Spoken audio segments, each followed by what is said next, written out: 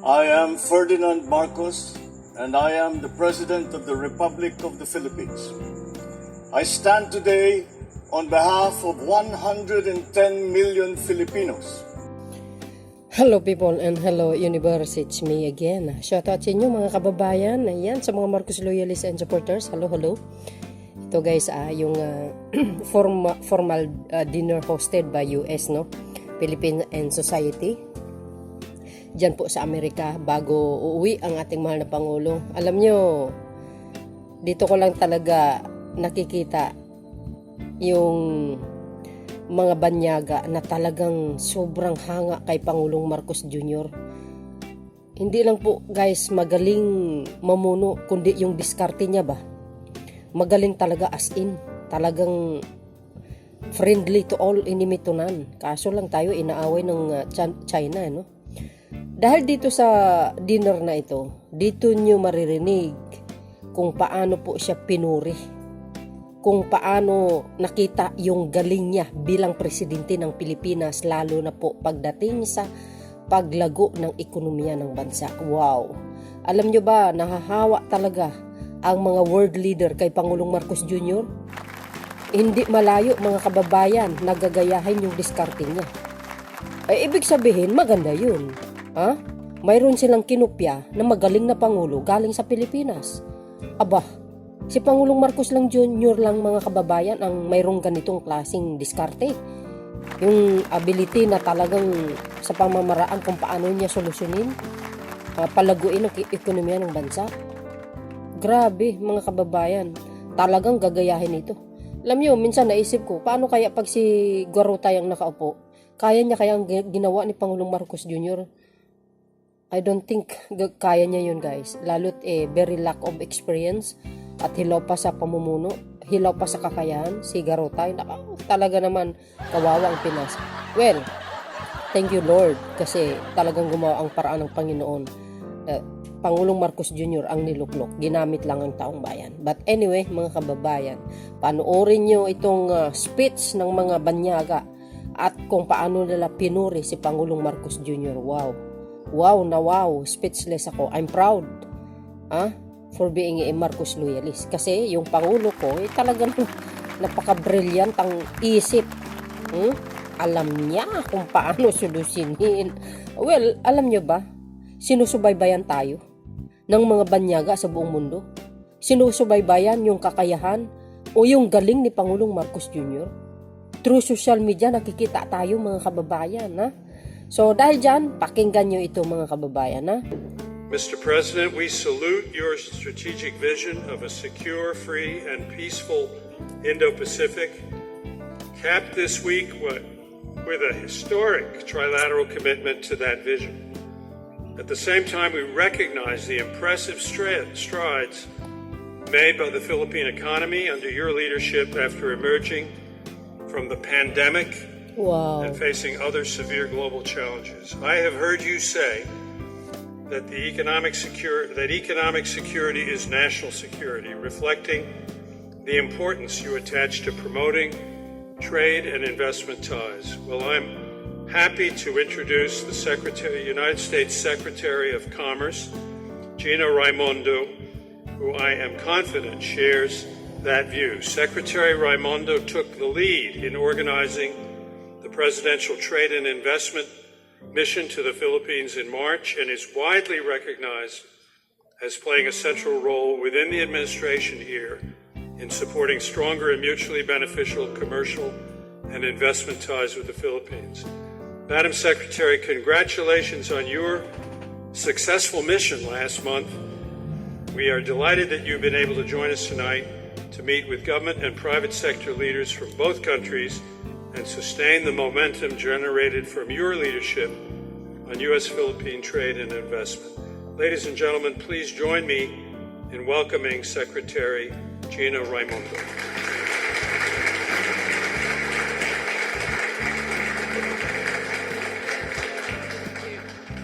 Thank you, Ambassador. Thank you. It's so wonderful to be here. I have to say, of course, it's an honor to be with you, President Marcos. Thank you for all that you're doing and your leadership and really leaning into the U.S.-Philippines relationship.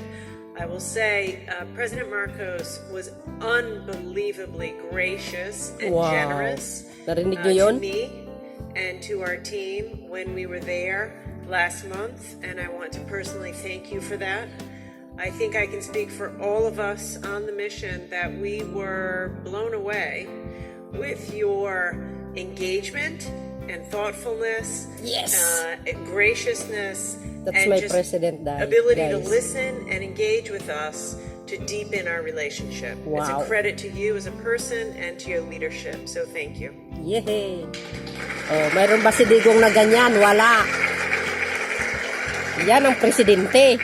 And of course, to the co-chairs, Ambassador Negroponte and my friend Jaime, thank you both for all of the work that you have done and that you are doing and will continue to do. And to everyone's here, my secretary and my colleagues in government, thank you for being here. We did have, as you said, a fantastic mission, presidential mission to the Philippines. It was actually the first U.S. presidential mission to the Philippines. So it was quite a historic mission that I had the honor of leading. And we brought with us 22 U.S. companies and organizations. Wow. Their work spanned everything from technology to clean energy, renewable energy, digital informations technology, logistics, and transportation. I see a few of you here this evening. It was quite the group that we brought. We announced more than $1 billion of investment, and to a person, everyone on the visit with me said they want to do more in the Philippines. Wow. To a person. Yehey! Tingnan nyo guys, sila nang dumayo. Once again, it's no exaggeration to say that the mission was so successful because of the deep and active involvement of President Marcos and his team. Your team was incredible, giving us the access that we needed and enabling us to not just have great lunch, a great meal, but excellent working sessions that I know will bear fruit. And the rest. In fact, it's only been a month since we met in Manila, but we're already, so you don't have to take my word for it, the facts prove out my excitement. 1 week after we left Manila, UPS, big American company, announced a deal, huge deal, with the Luzon Airport Development Corporation to significantly expand its already sizable operations in Clark Airport. Wow. That's the first of what I predict will be a steady stream of announcements coming out of that visit. And I think that I've teased the participants that UPS went first, so who's next? But I do expect that there will be a steady stream. I also want to say, and this was mentioned before, I'm grateful to President Marcos and his team's work to promote a free, secure, and open Indo-Pacific. Wow. We're at an inflection point. The President and I were just talking about this. The Indo-Pacific is a critical part of the world, some of the most dynamic and fastest growing economies in the world, 40% of the world's GDP, and yet it's a challenging neighborhood.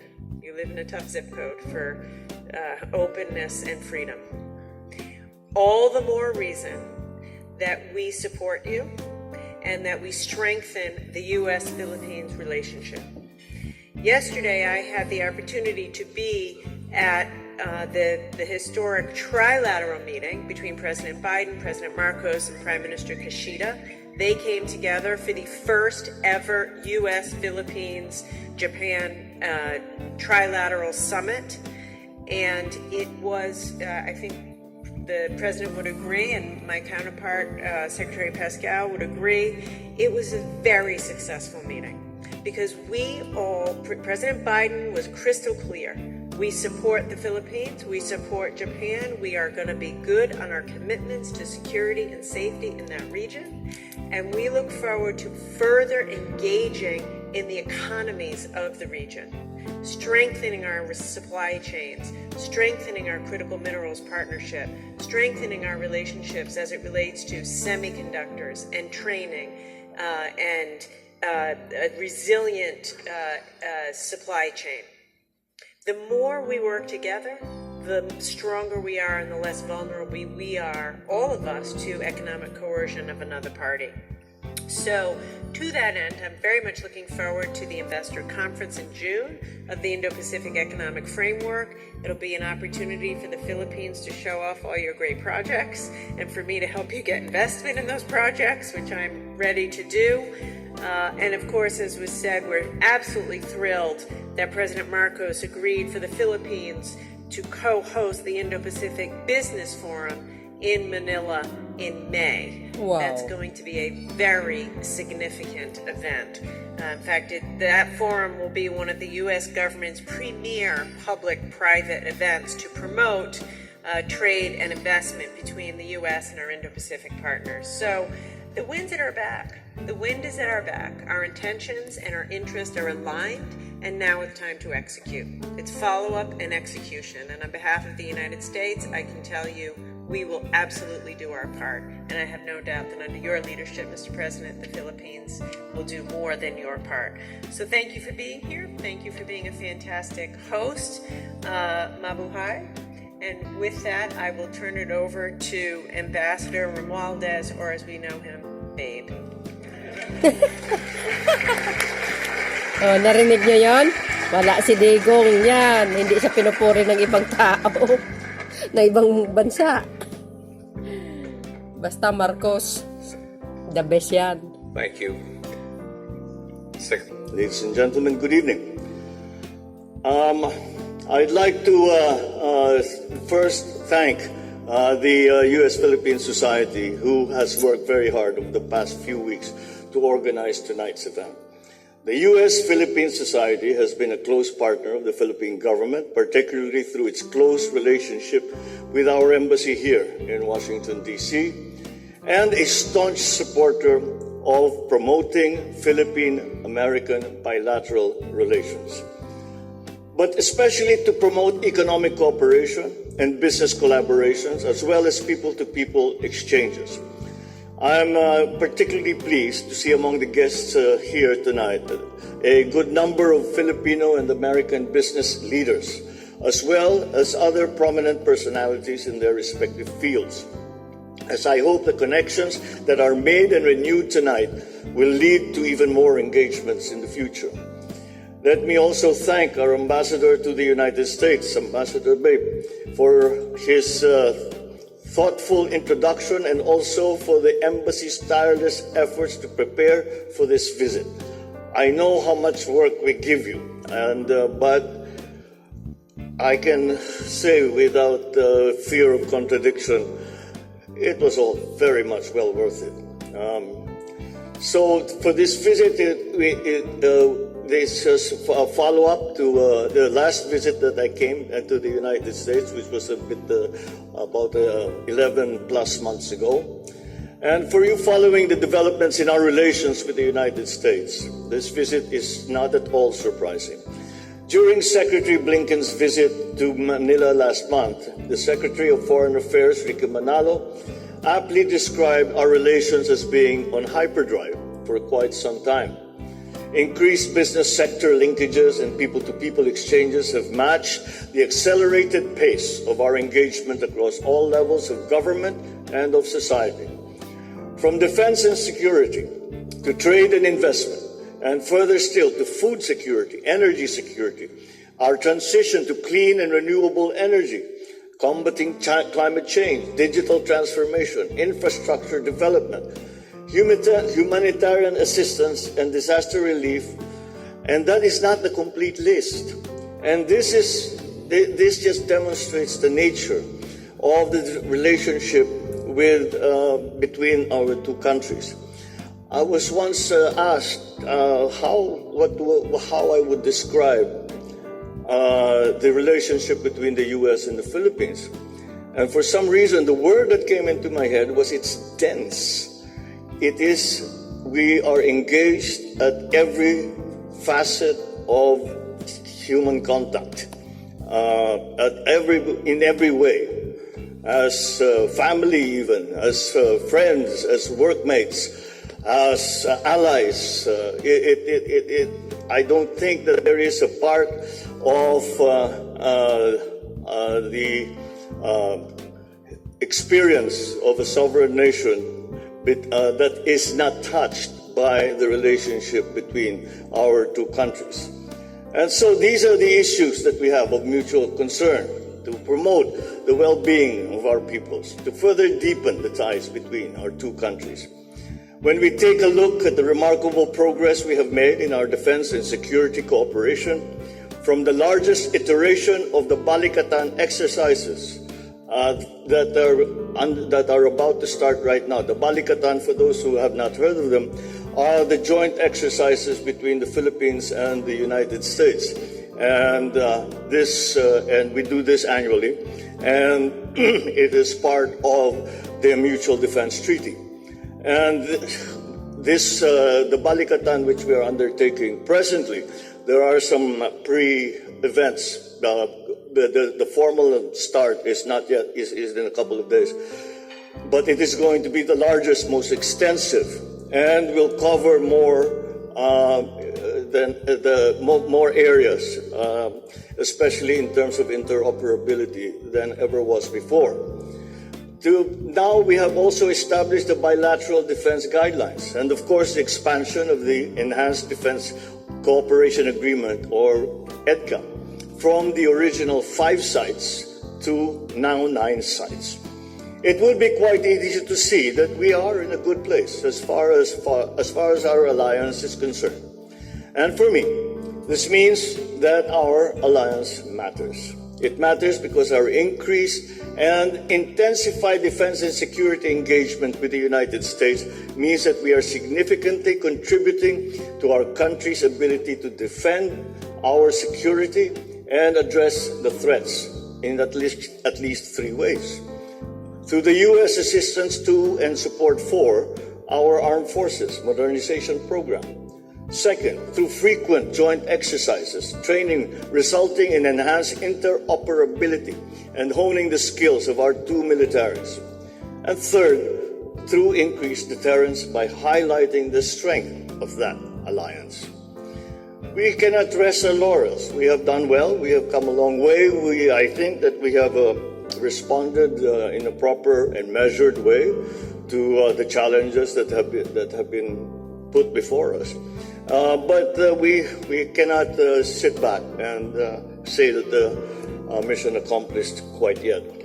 The nature, the intensity, and the potential disastrous consequences of the security threats facing us today necessitate that we work harder and continuously improve. I am reassured, though, by the groundwork laid by our officials for the future direction of our alliance, including the development of the Security Sector Assistance Roadmap, as well as the signing of the General Security of Military Information Agreement, both of which, I'm told, are very close to conclusion. I am further reassured by the commitments made to me by President Biden and his officials that the U.S., the United States, will stand by the Mutual Defense Treaty, which has been described from the President down as ironclad. Another key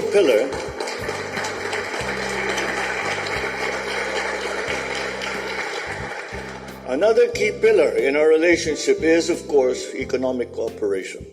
I have said on several occasions, including here in Washington, D.C., that economic security is national security.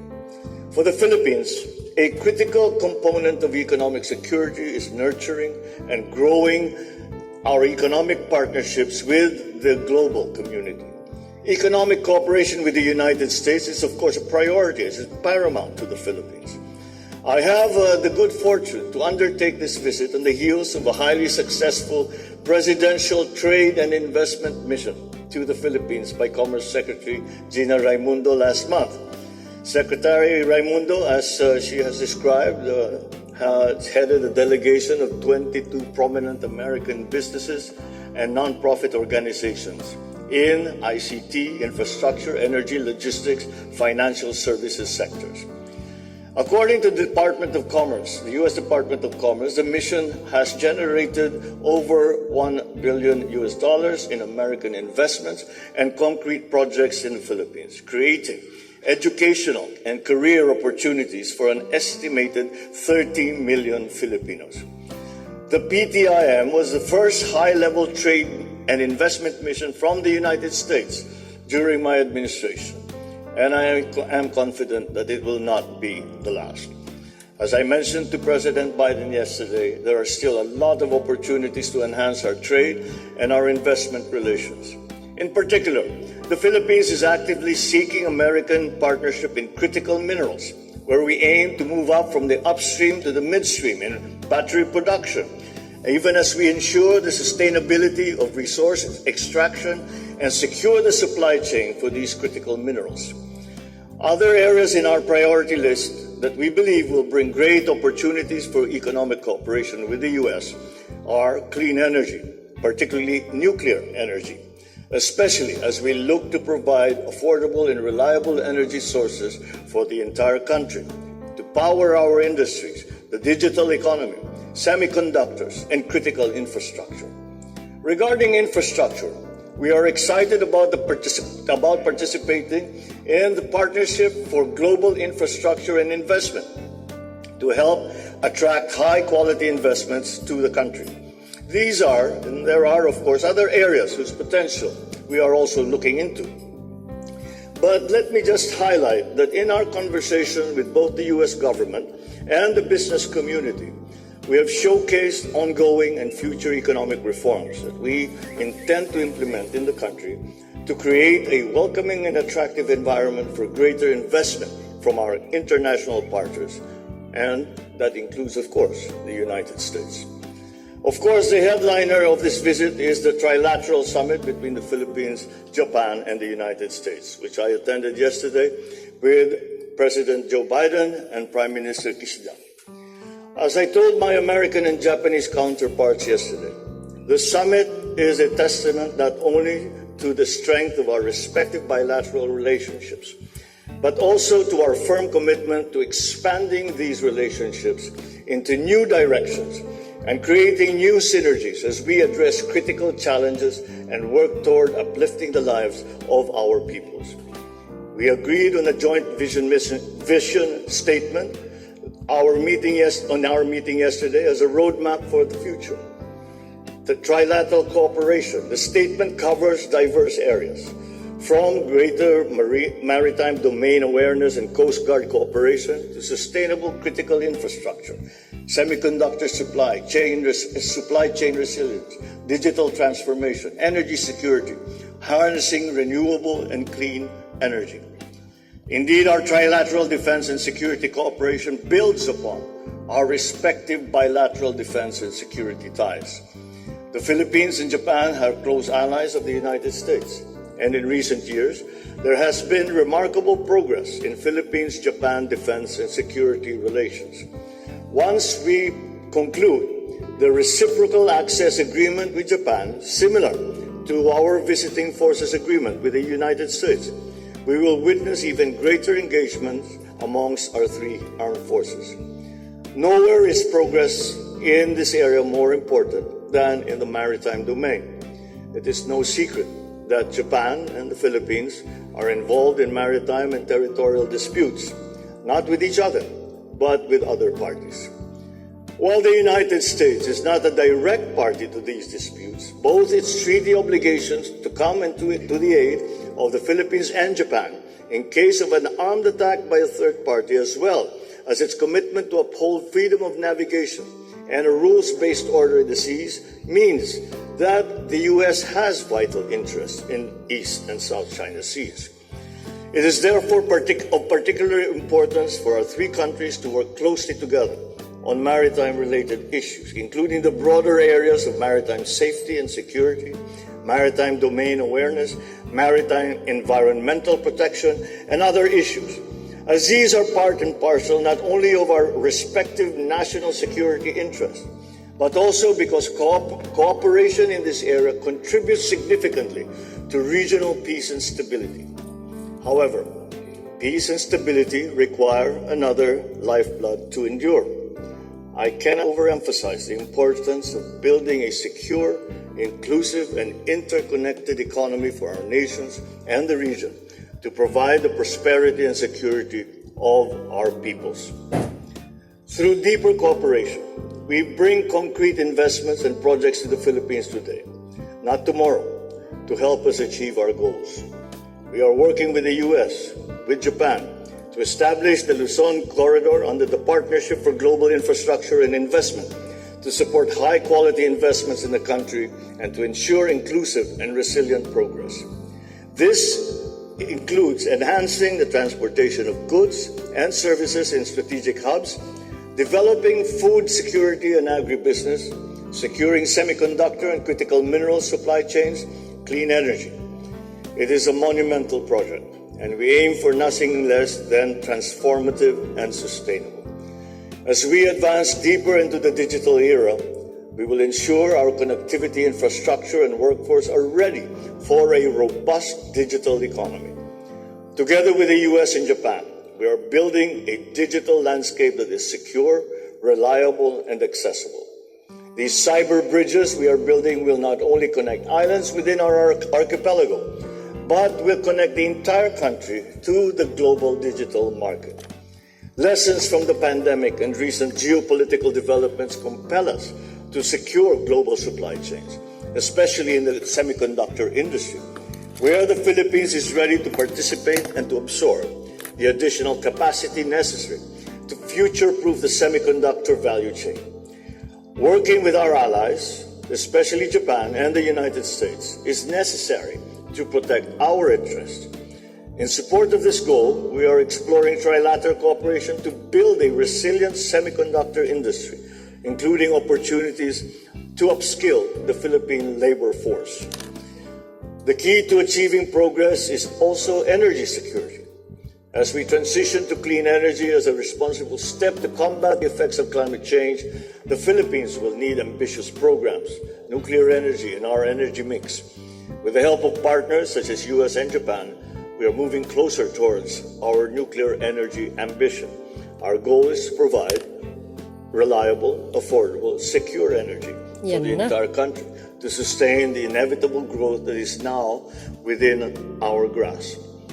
As I return to the Philippines tomorrow, I will bring the good news to our people that our alliance with the United States has become stronger, bolstered by our economic engagements, close people-to-people ties, and reinforced by our growing friendship and cooperation with like-minded partners in the Indo-Pacific region like Japan. More importantly, I bring home the commitment from our three countries to sustain the momentum of this increasingly close partnership in the years to come, all for the benefit of our people and for the security of our region. Thank you and good evening.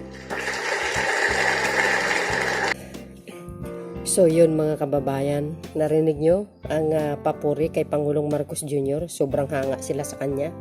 And of course guys, narinig nyo yung speech ni Pangulong Marcos Jr. Yung gusto kong, yung talagang gustong-gusto kong mangyari. Matagal kong hinihintay ang pagkakataon na ito. Yung nuclear energy. Talaga mga bes. Malamang madaming mga asungot. Ayaw dito. Siyempre, anti-Marcos lang yan. Pero majority ng Pilipino. And of course, guys, agree yan sila. Sa nuclear na yan. Talaga naman. Anyway, mga kababayan, ganyan kagaling si Pangulong Marcos Jr. Ako, wala akong pakialam sa mga bumabati ko sa kanya, yung nambabalahura sa kanya. Basta nakikita ko yung Pangulo, yung response niya is yung kabutihan lang sa mamamayang Pilipino, kundi ang pagpapalago ng ekonomiya at tugunin yung mga pangangailangan sa bawat sektor ng padahan-dahan lang hanggang maabot din ng tuktok ng katagumpayan, no? Well, para sa akin, sana man lang ma-extend lang another 6 years si Pangulong Marcos Jr. kasi Sa kanya ko lang po nakikita yung isang pangulo na talagang ano siya, parang devoted siya sa kanyang ginagawa no? Kumbaga visionary siya, mayroon siyang gustong mangyari sa Pilipinas. Ang gusto niya talaga is magiging number 1 sa buong South Asia. Hindi, real talk to tayo guys. Iyon ang gusto niya talaga. Ayaw niya mahuli ang Pilipinas. Gusto niya titingalain ang bansang Pilipinas, no? Kaya yung ginagawa niya talaga namang, alam niyo kung mahaba pang termino nito, di malayo guys na magiging number 1 tayo. Kasi magaling itong pangulo na ito, bihira lang magkaroon ng pangulong ganito. Although sasabihin ng mga DDS walang kwenta. Sila lang po yan kasi mga ano sila, hindi sila supporters. Ganun talaga sila kasi ang ginagawa nilang Diyos si Digong tsaka si Garutay. Problema na nila yan. Pero pag nag-success itong bangsa na ito under the Marcos administration, maniwala kayo sa akin, makikinabang mga yan. So you guys, maraming salamat sa inyong panonood. Kayo na pong balang musga. At God bless Philippines and babus. Bato-bato sa langit. Ang tamaan wag magalit. Pag inggit pikit na lang po. God bless Philippines. Babus!